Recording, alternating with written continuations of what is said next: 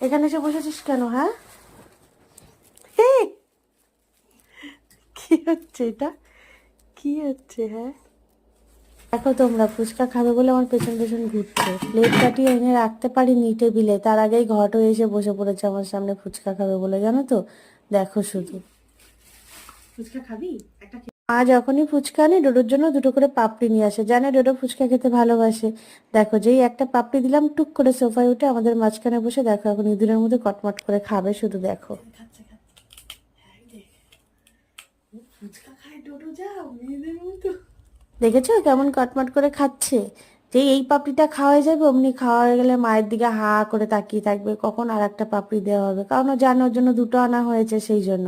না না, আবার গোটা দিলে খাবে না গো, ওটাকে আবার ভেঙে দিতে হবে তারপরে খাবে। ওই দেখো মা ভেঙে দুটুকরো করে মুখে দিচ্ছে, তারপরে নিয়ে খাবে। আবার খাওয়া হয়ে গেলে নিজে নিজে মুখটাও মুছে নেয় ডোডো, কিন্তু খুব